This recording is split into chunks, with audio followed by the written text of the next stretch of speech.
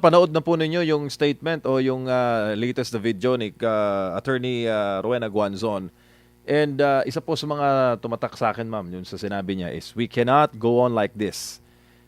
Isa lang po ng messaging, ma'am, yung bang ganoon na uri ng pagpapahayag ng sentimiento sa karamihan o sa majority ng sa global audience, nakakarating po ba yon sa mga Filipino audience natin, ma'am? Lalo pat matindi yung kanyang mga sinabi at mga binitawan sa kanyang latest po na pahayag. Nakakarating. Hindi lang natin i-expect parate the same kind of reaction. Sa totoo lang, ang tingin ko, isang strategiya ng gobyerno is bugbugin ng publiko. Kumbaga, itong paglabas ng fact after fact or information after information o yung mga media operations that are being conducted left and right, ang purpose niyan is to overload the public.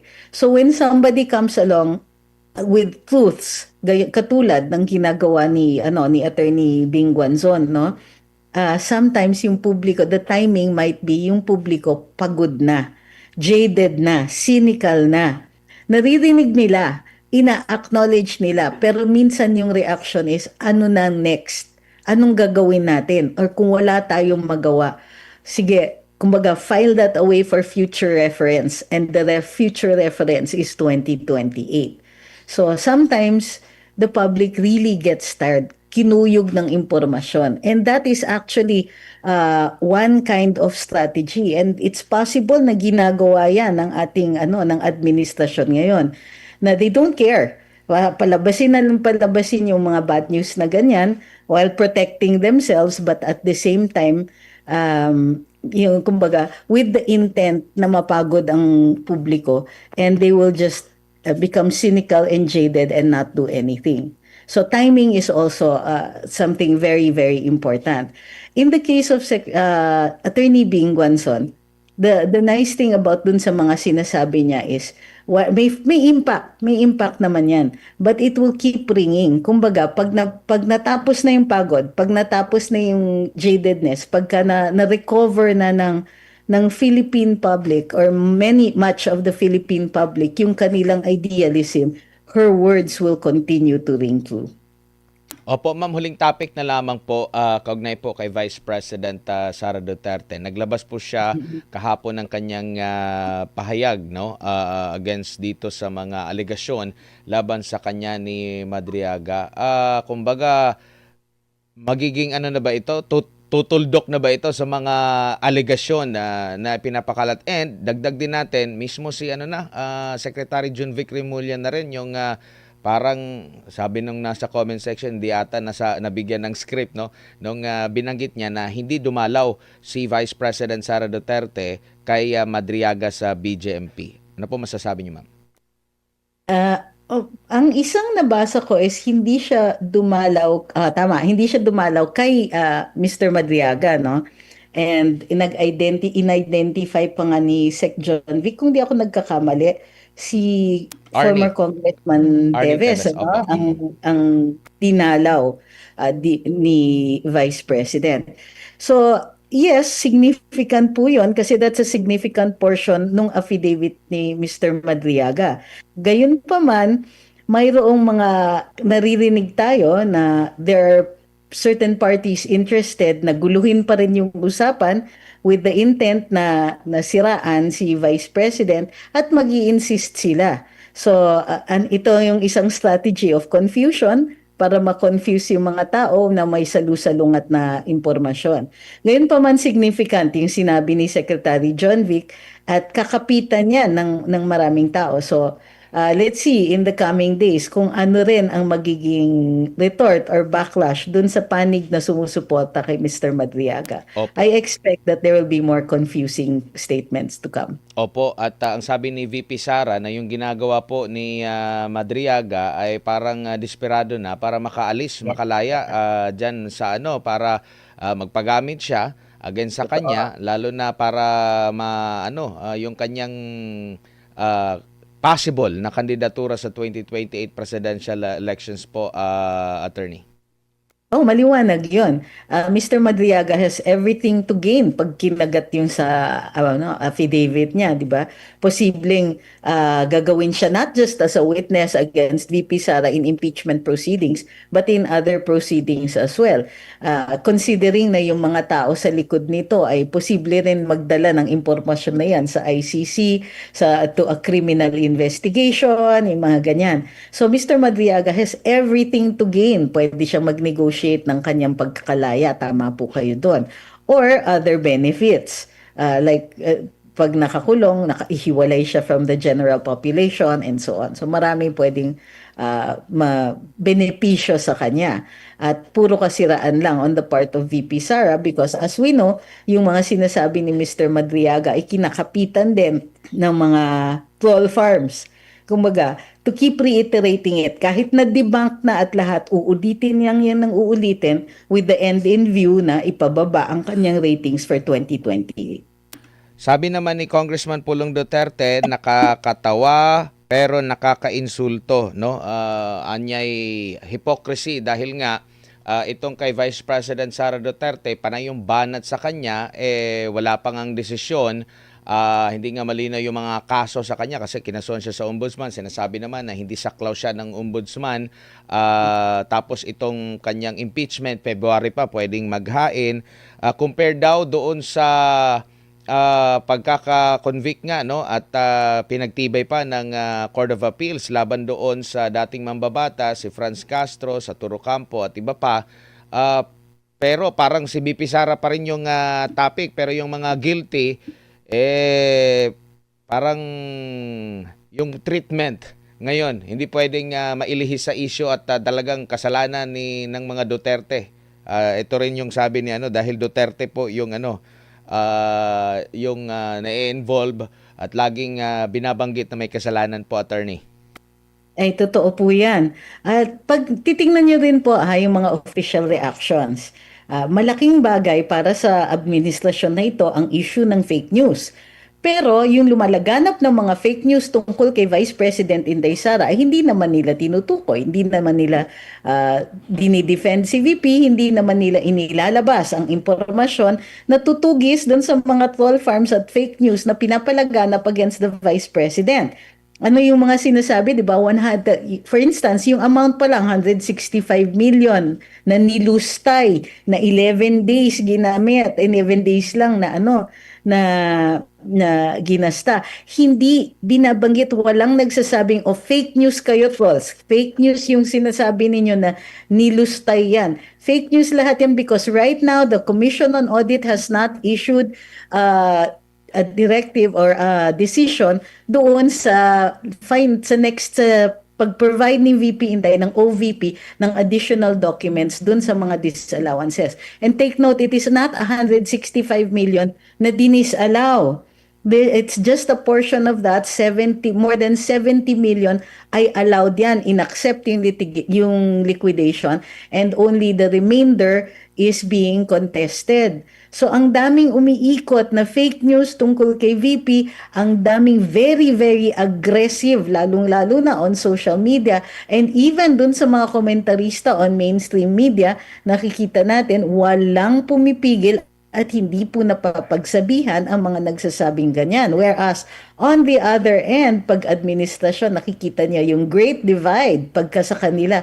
Fake news yan. Tapos mag-uumpisa na naman ng usapan tungkol sa pag-criminalize ng fake news and so on. It's grossly unfair, nakikita natin, but also part of the political strategy. Ang nakakalungkot lang o nakakainis at nakakagalit ay masyadong involved ang administrasyon sa pagpapalaganap nito by sheer negligence, by sheer passivity. Now, when it is the Vice President, okay lang. Pero pag sa kanila, laban, fight against fake news. Ay nako, halata na masyado. Usapan natin, marami po. Unahin natin itong latest SWS survey na ang tiwala ng taong bayan kay Bangag ay -3. Ako sa kayo nakakita ng tiwala ng taong bayan ay -3. Well, hindi naman po nakapagtataka yan kasi ayaw magpa-hair follicle test. Pero sinabi ng kanyang kapatid na talagang siya ay bangag. At syempre, dahil siya ay bangag, wala siya sa tamang pag-iisip para bigyan ng solusyon ng problema ng taong bayan. Kaya naman, walang tiwala ang taong bayan kay bangag. Ang tanong, gaano katagal pa ba siya mananatili sa pwesto at na ang kanyang trust rating ay nasa -3 na? Hello, aantayin mo ba hanggang maging -30 yan? At sa tingin ko, malapit na mangyari yan. Dahil tignan ninyo, nangako siya, marami raw siya ipakukulong dahil sa korupsyon. Ano, sino nakakulong? Diskaya. Diskaya na alam naman natin, naging instrumento lamang ng mga magnanakaw at pinangungunahan na yan ni Bangag mismo na sabi ni Zaldico ay nagpasok ng 100 billion na insertion at kung saan ang 25 billion, equivalent to 25% ng 100 billion ay dineliver niya. At wag natin kakalimutan yung 100 billion niya sa 2025 budget na ulit muli ng 2026. Kaya lang, si Yusek Cabral lang ang meron talagang nakakaalam kung nasaan yung mga proyektong yan. At ngayon, tigok ang Yusek Cabral. Mukhang magiging sikreto na kung ano yung mga naging dagdag ni Bangag sa 2026 budget. O nga pala ho may film television channel dyan pati ako dinadawit dito, no. Hello, as of 2020 po, no. Ako po ay kakabalik ko pa lang as spokesperson noon nung panahon ng COVID. Huwag niyong kakalimutan, 2019 wala po ako sa gobyerno dahil ako po ay nagkaroon ng sakit sa puso. Bumalik na lang ako, kasagsagan na ng COVID, no. At syempre, ewan ko bakit binanggit pa ako ng news channel na yon. Tagto 2 million lang daw at 2 proyekto raw yon sa Ifugao, no. Sa totoo lang, di ko po maalala yan. Pero sa tingin ko, yan po ay mga mayors na mga dumalaw sa akin sa Malacanang, humingi ng proyekto, gumawa tayo ng liham. Hindi ko po alam kung yan naman po ay na-include sa NEP or hindi. Basta ang importante, kapag humingi at letter lang naman ang padadala ko, nagpapadala tayo. No? Pero maliliit po yan, hindi po yan ikayayaman. Dahil tagto 2 million daw po yung 2 proyekto na di umano ako'y lumiham. Pero ginawa pong balita ng news agency na yun. Siguro, mula ngayon, iboboycott ko na rin yung news agency na yun dahil masyado naman silang sensational. No? Bagamat, karangalan ko na sinama nila ako sa hanay ni VP Sara at saka ni Kong Pulong. Pero in any case, ano po ang trust rating naman ni VP Sara na talagang pilit nilang pinupukol at binabato ng putik? 31% positibo. Ibig sabihin, hindi po nagbabago ang tiwala ng taong bayan kay VP Sara mula pa nung siya ay naluklok sa pwesto bilang vice-presidente.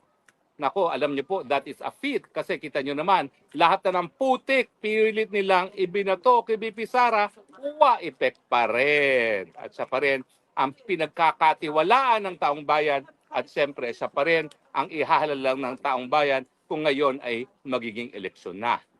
Pero wag po tayo magpapagiging kampante Ayon sa aking informante, talagang plano nila na pabagsakin si VP Sara. Kaya yung mga kasinungalingan ni Madriaga, yung pangalawa na namang impeachment complaint, lahat po yan. Gagamitin na naman nila ang Kabanang Bayan, yung 2026 budget para masigurado ma-impeach si VP Sara dahil, ang balita ko, ayaw ng mga bangag ng kalaban. Gaya ng nangyari dyan sa Congressional District ni Tambaluslos na pinadisqualify ang kalaban. Hindi na sila lalaban. Ang gagawin na lang nila, tatanggalin nila ang nilang mga kalaban para forever Marcos 2.0 ang tawag nila dyan. Marcos 2.0, Marcos forever na naman as second time around. Nako naman po mga kababayan, wag na kayong pumayag dahil kung tayo magma-Marcos 2.0, nakakahiya na po at saka baka wala ng Pilipinas. Mantakin nyo, magkakaroon tayo ng ASEAN chairmanship, pupunta rito pati si Trump, sinong sasalubong? Isang babangag-bangag. Mahiya naman kayo, no? Bigyan nyo naman ang kahihiyan. At isiguraduhin natin na pag nagkaroon ng ASEAN, ang sasalubong sa mga bisita natin ay si VP Sara na sa tamang pag-iisip. Huwag naman yung babangag-bangag. Kaya kayo, tapos na ang Pasko, naintindihan ko, ayaw nyo ng gulo sa buhay nyo ng Pasko dahil isang beses, isang taon na inyong maging maligaya, pero nagkaroon na tayo ng ganyang pagkakataon, nagkaroon na tayo ng maligayang Pasko, Ngayon naman, siguraduhin natin na manigong bagong taon sa pamamagitan ng mapayapang pagpapalit ng presidente mula sa isang presidenteng bangag sa isang presidente na nasa tamang pag-iisip. Pero tayo naman ay nag-uusap na. No? Pag-usapan na rin natin, yung Cabral Files na nasa kamay ni Congressman Leviste Legarda Leviste. Alam nyo, dalawa yung idol ko ngayon, mga batang kongresista. Yan si Kong Biao Miao at saka si Kong Leviste. Alam nyo si Kong Leviste, nakilala ko talaga yan dahil kilala ko yung nanay niya. At saka alam nyo bang nag-sit-in yan sa klasiko sa Constitutional 2 sa Bill of Rights sa UP Law. Kasi yung mga panahon na yon, nag-iisip siya kung siya ay magtutuloy sa law. Well, sa akin naman, miski hindi siya nagtuloy ng law, tama naman ang ginagawa niya ngayon. Ginagamit niya yung kanyang opisyal na pwesto sa gobyerno para isiwalat ang katotohanan. Kasama na kung paano nilang linalamon ang kaban ng bayan sa mga pamamagitan ng infrastructure projects. Siyempre, complete denial ngayon ng Vince Dizon, no? Siyempre, dahil kapag na-authenticate na yung Cabral Files na hawak-hawak ni Leviste, ay lahat tayo ngayon, malalaman natin kung sino talaga ang nagpasasa at nagpayaman at the expense of public coffers. Pero sige lang, hayaan mo silang sirain ka ng sirain, hindi ka rin mapupukol, Congressman Leviste. Dahil in the first place, ikaw naman po ay bata, no? So malayo pang mararating mo. Kahit anong ipukol nila, ano ngayon? Batang-bata ka pa. Malayo pa ang tatahakin mo. You can only go from good to better. Kaya manindigan ka lang at susuportahan ka ng taong bayan at hindi ako masusurpresa kung in a few years, siguro in 6 more years, baka ikaw na tumakbo ng senador, hindi na yung nanay. Dahil baka naman gusto magpahinga ng nanay niya, mabuti naman yung Tatak Legarda Leviste magpapatuloy sa pamamagitan nitong si Leandro. Huwag kang magpapaapekto sa kanilang pagpupukol sa iyo. Ituloy mo lang ang ginagawa mo dahil kapag nasa likod mo ang katotohanan, suportado ka ng taong bayan. At pag ikaw ay nanindigan laban sa korupsyon, talaga namang susuportahin ka at mamahalin ka ng taong bayan. Yan ang hindi alam ng mga matatandang mga politiko na sawang-sawa ng mga taong bayan, sinusukan na dahil sa kanilang mga pagnanakaw. So tuloy-tuloy ka lang, steady ka, suportado ka ng taong bayan, Kong Leandro Leviste, at isiwalat mo na kung anong nakasulat dyan sa Cabral Files. Because after all, sigurado ako, pinatay si Yusek Cabral dahil ayaw nilang isa publiko yaang Cabral Files. Kung siya'y nabubuhay, siya'y po pwedeng maging state witness at siya'y magiging dahilan kung bakit ang presidente mismo makukulong sa korupsyon. Dahil sigurado ko, na gaya ng sinabi ni Zaldico, merong mga insertions sa presidente, ang tanging nakakaalam lang yan ay si presidente mismo at si Yusek Cabral, na ngayon ay hawak-hawak ang prueba ni Congressman Legarda Leviste.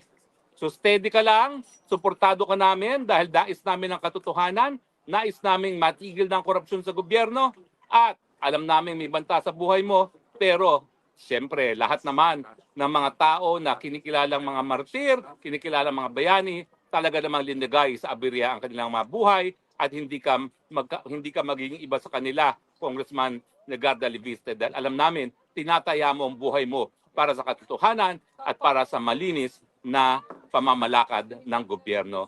Pao kami sa iyo, saludo kami sa iyo at suportado ka namin.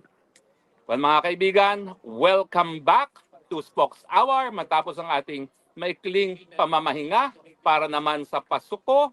Pero ngayong natapos na ang kaligayahan ng Pasko, balik na tayo at kinakailangan concentrate na tayo sa pagbabago ng gobyerno.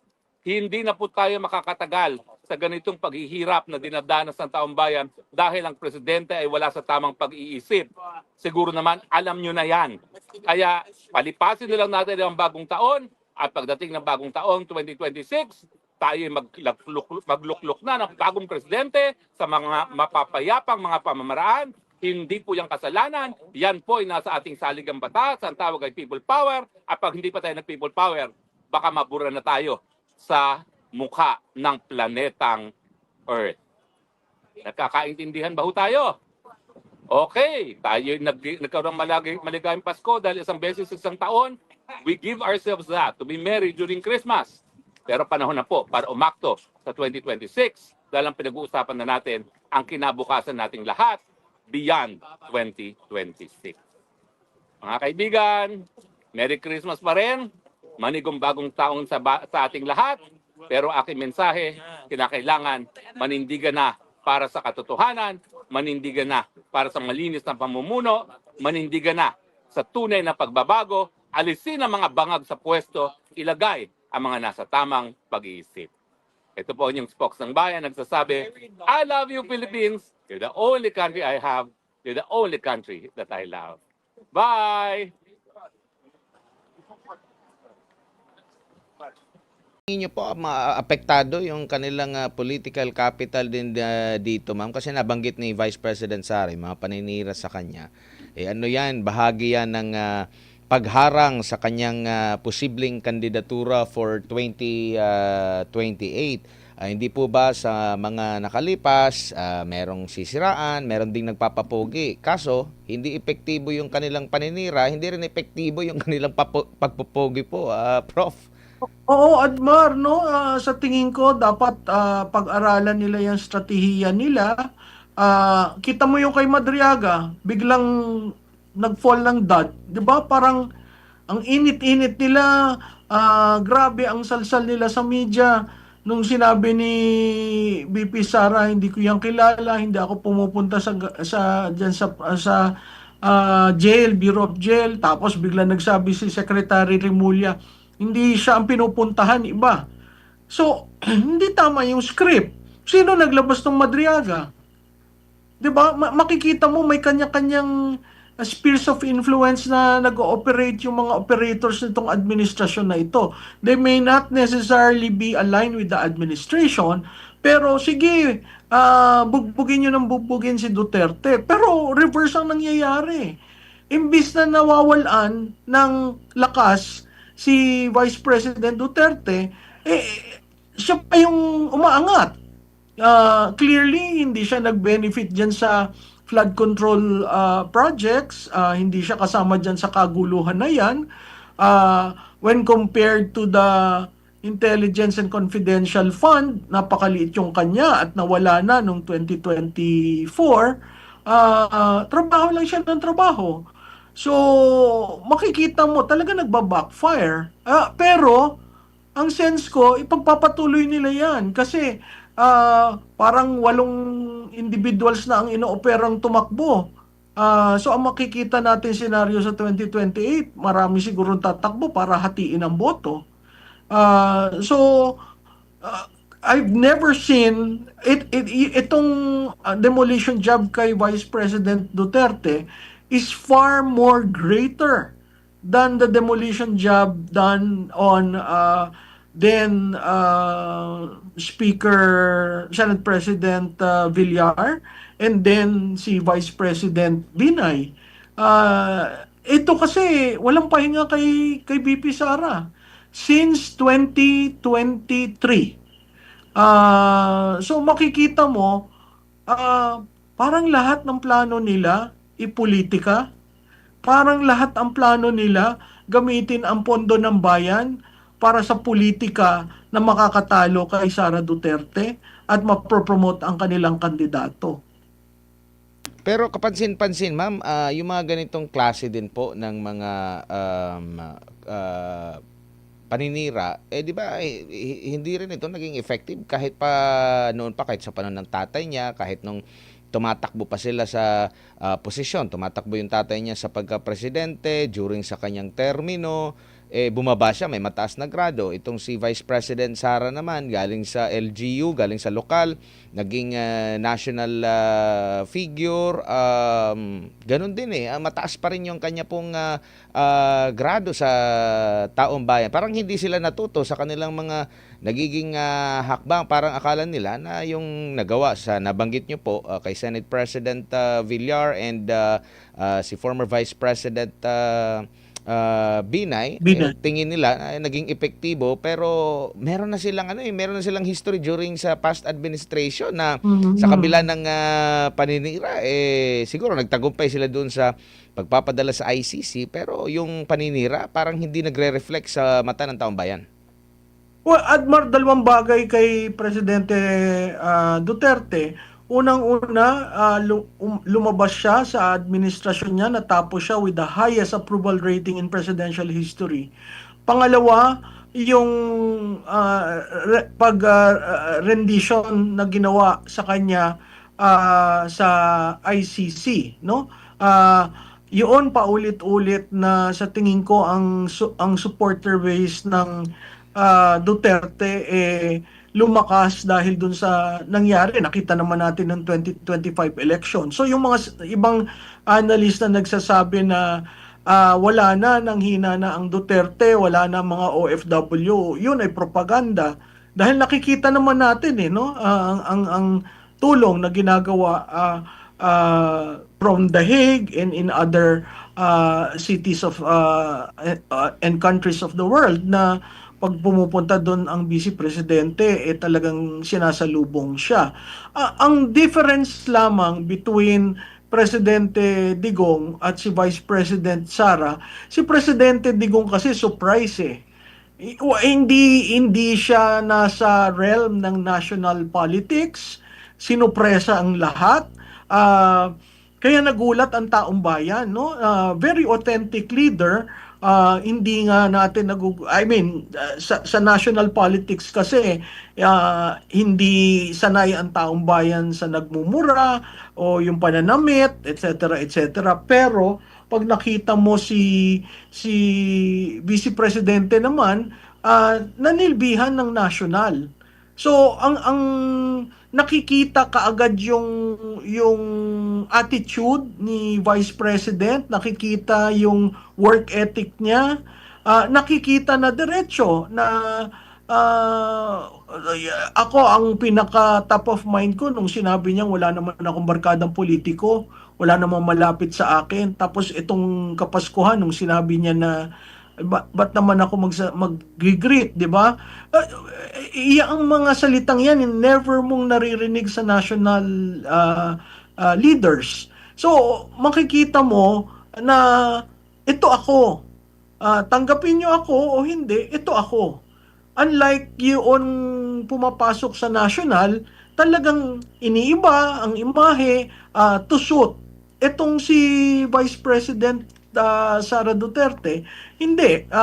Sinasabi niya sa taong bayan, ganito ako, hindi ako magbabago para lang sa politika. Na yun yung authenticity na nakikita mo sa tatay. Yun nga lang, ang tatay, dahil hindi nanilbihan ng national, hindi natin gaanong kakilala nung pumasok. Siguro yung mga taga Davao, yung taga Mindanao, kilalang kilala. Pero yung mga taga Luzon, parang nagulat sila na may ganun palang katapang na tao. So,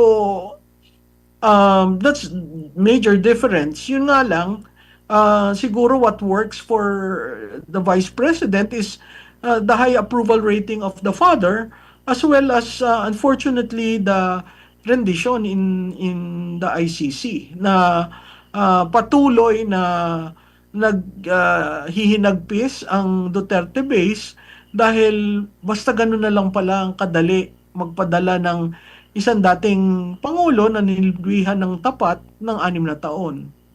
Opo, siguro bilang panghuli na lang po, ma'am, ang ating mga kababayan siguro na busy lang ba ngayong panahon ng Kapaskuhan, pero babalik yan after ng New Year, maalala pa rin nila na merong ganitong ipinangako ang presidente at hanggang ngayon wala pa rin ang naging pangako, yung mga tingin nila ay sangkot dito sa sa anomalya.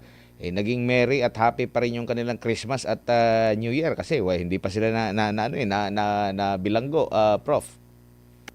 Alam mo, nakakangiti tayo dahil Pasko, bakasyon, kaarawan ni Jesus, no? Siguro tama yung sinabi mo, itinabi muna. Pero itong sa pagre-resign ni Fajardo, sa pagkamatay ni Yusek Cabral, sa mga press conferences ni Congressman Leviste, sa pananalita ng isang governor ng Batangas,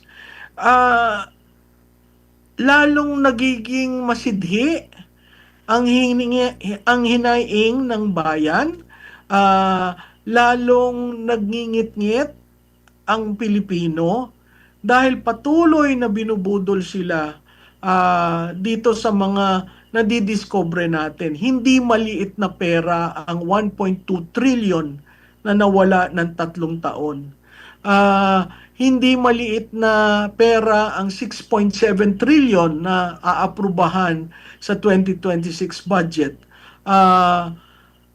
Kaya napakahalaga na tayo'y continue natin ang ating pagsunod at huwag tayong bumitaw kasi alam naman natin na pag bumitaw ang media, bumitaw ang taong bayan, walang mangyayari. At sana hindi na tayo maulit na magkaroon na naman ng Napoles 2. Pero this time around, institutional na at syndicated na ang pambubudol.